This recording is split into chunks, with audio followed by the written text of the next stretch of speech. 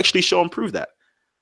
Yes. Do you see my screen? I see it perfectly. Let me make sure it's on. Yeah.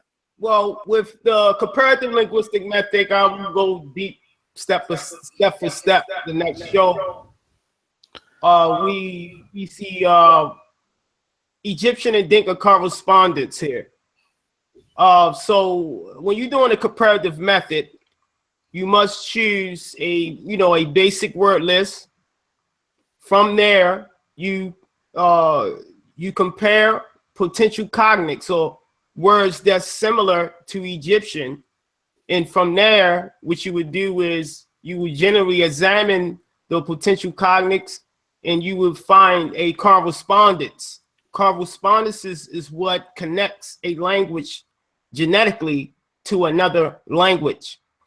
For example, we take Egyptian rek, flame, and in Dinka, which my sources is cited in this work, you have luck, fire.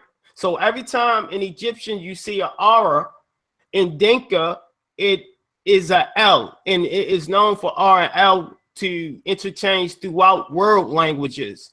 So we have rek, to know, a same spelling in Egyptian, same glyphs with different determinative. And then in Dinka, you find lik, which is, you see the diacritical marks there on top. So you see to inform.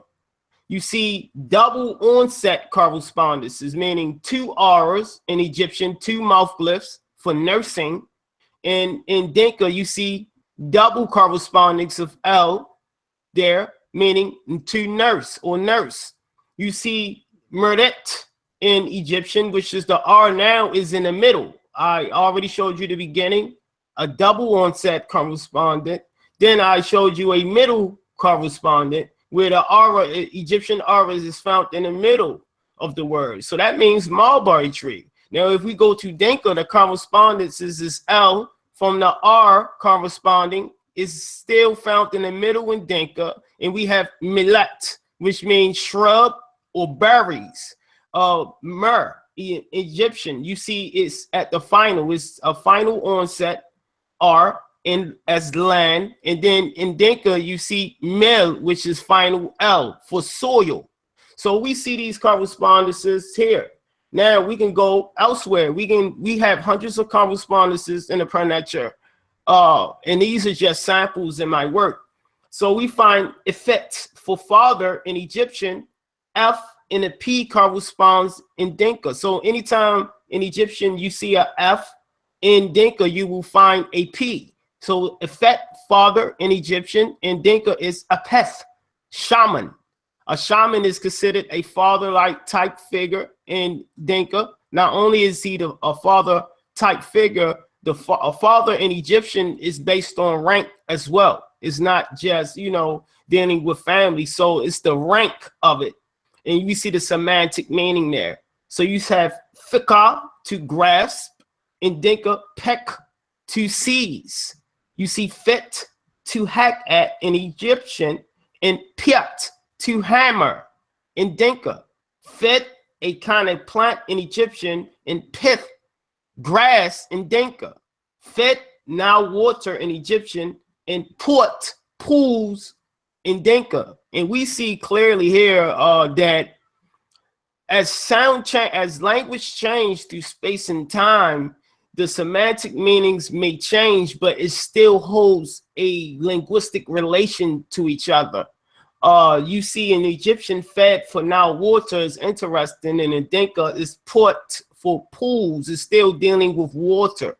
And fed, a kind of plant, and pith still deals with vegetation or grass or things of that nature growing from the ground. You see to hack at, fet in Egyptian, and Dinka, piet, to hammer. Also, if we take a look here, I actually use 17 African languages in this to further my hypothesis in theory is that, well, maybe not just Dinka, maybe I'm gonna use 7 or 8 or different African languages. So here I chose to use Coptic, Kalijan, Yoruba, and Dogon.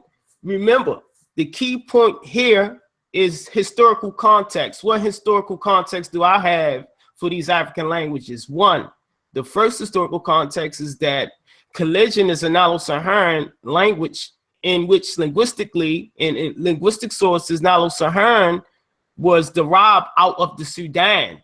The Niger-Congo language is derived out of the Sudan. So I purposely chose Afro-Asiatic to put the Afro-Asiatic language in though an unclassified language in that they don't know where to classify this language at. And it's found in the Paleolithic, which is the Dogon language. So we see in Egyptian, Duat for plant, Dinka, D and T corresponds in Dinka for tit, trees.